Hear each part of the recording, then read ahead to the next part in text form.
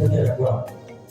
Kwa nini asiseme najenga store, jiko, chumba cha kulala wageni, chumba cha kulia chakula? Anajenga kipaumbele chake mahali pa kukutana na Bwana. Hilo sio jambo la kawaida, na hiyo ni roho kamili aliyokuwa nayo Ibrahimu. Bwana mwambie mtumishi wako, hakuna mwisho mwema kwenye dunia bila Yesu kuishi kwenye maisha yetu na kazi yetu. Haijalishi tutahangaika na kuzunguka huku na hakuna sehemu salama duniani ila uwepo wa Bwana.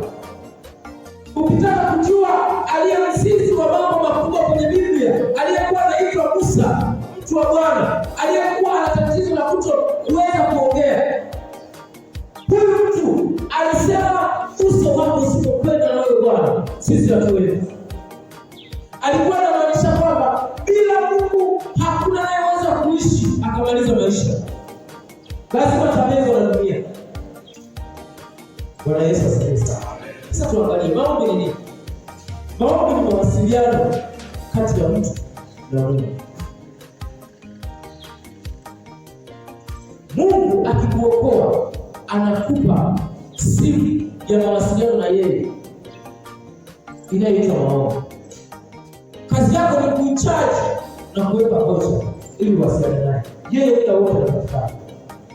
Narudia, maombi ni mawasiliano baina ya mtu na Mungu.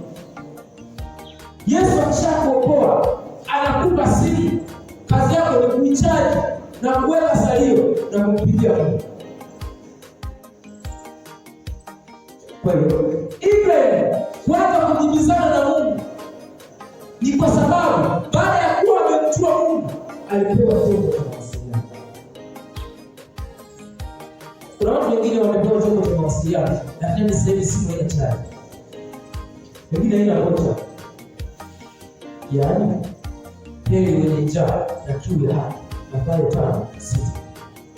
Maana vocha yako na chaji yako ni njaa na kiu ya haki. Ukishakuwa hivyo kwa maisha yako, simu yako haina chaji wala salio, huwezi kupiga. Ndio maana shetani hadi kwako kuua, anakuja kwako anaua chanzo cha uzima, yaani kiu na njaa ya haki ya kutoka wewe. Tusome Mathayo.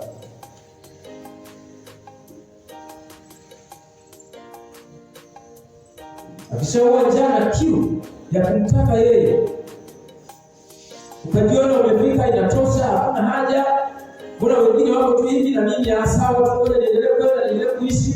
Hapo ndipo napokuwa maarifa. Mathayo 5 anasema kwamba heri wenye njaa na kiu ya haki, maana hao watashibishwa.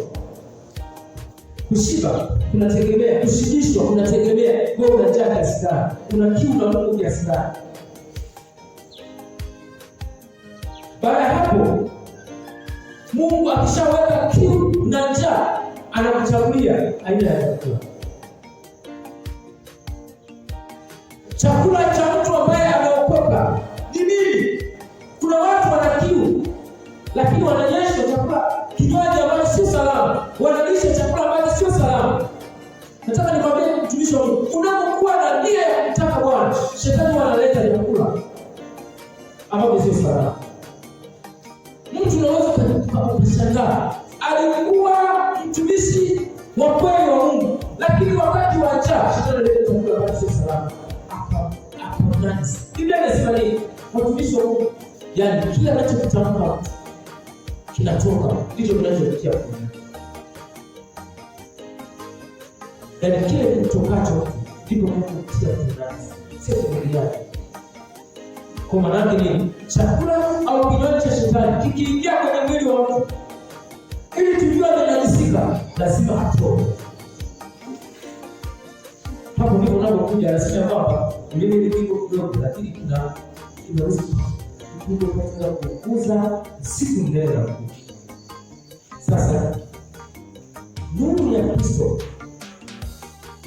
Yohana 17:18, tuangalie kwanza hapo chakula ambacho Mungu anataka tukile baada ya kuwa na kiu ya Mungu. Kipi? 17:18. Biblia inasema hivi: Je,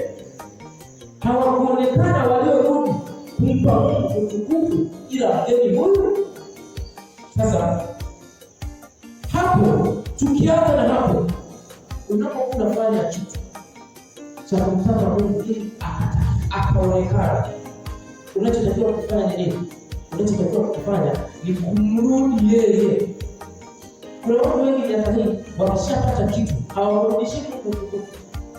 Mtumishi wa Mungu, miongoni mwa chakula ambacho kinaweza kukunajisi ni kumeza sifa kwa jinasikia. Bwana Yesu asifiwe sana. Yaani mapenzi ya Mungu ndio chakula chako. Kwa hiyo nimeona Yohana tunasema kwa nani? Atufungie.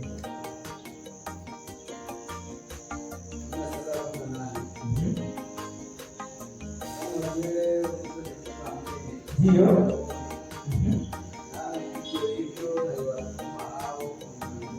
Amen. Tuunganishe hapo tuelewane. Hapo tuongee kwanza. Kama Yesu alivyotuma na sisi, tumetuma vile vile. Yohana 4:34. 4:34. Yesu akamwambia, chakula changu ndicho hiki, niyatende mapenzi yake aliyenipeleka nikaimalize kazi yake.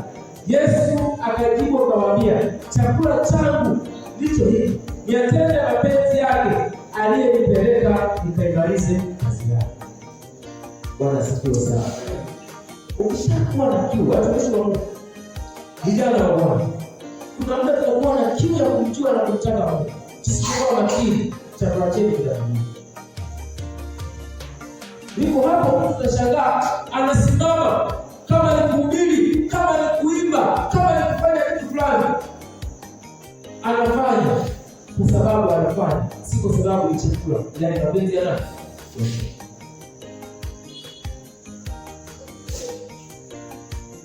Yaani ni lugha ngumu, lakini ndicho Biblia inasema. Hata kama utafanya kitu kizuri nje ya mapenzi ya Mungu, ni burudani. Ukiogesha vizuri nje ya mapenzi ya Mungu, ni burudani. Yesu alipopata sababu ya kujitetea, mapenzi ya Mungu yaliposema huna sababu ya kujitetea, hata kama binadamu inaonekana kuna sababu ya kujitetea. Haleluya, haleluya. Sasa ushindi wetu sisi kwa ushindi wetu upo kwenye aina ya chakula. Kitu kizuri kinapokuja, kipimo chetu tunaangalia, je, mapenzi ya Mungu? Siku moja nikatolea mfano, mimi kabla yangu nzuri, nyama vizuri, akapita mjusi au nyoka.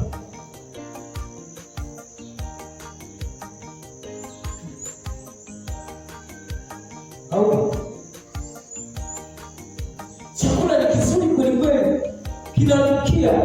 Kuna uchafu mwingine hauondoi harufu nzuri, ila ndani yake kuna madhara. Nini kinaweza kikanifanya niendelee kushikilia kweli ya Kristo?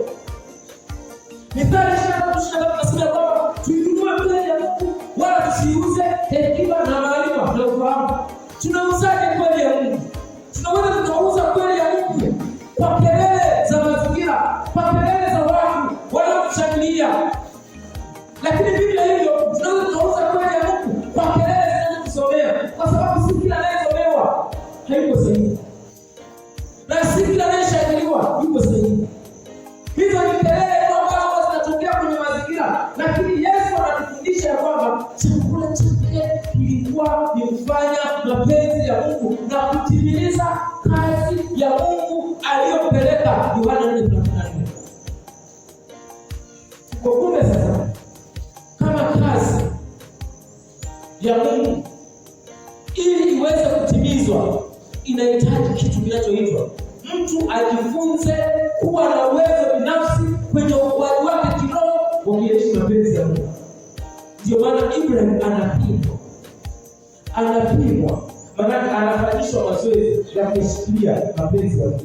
Halafu Mwanzo 18:22 anasema kwamba Mungu amemthibitisha ya kwamba huyu atafaa kwa kufundisha watu wake hadi leo aliyosema Mungu. Bwana Yesu asifiwe sana.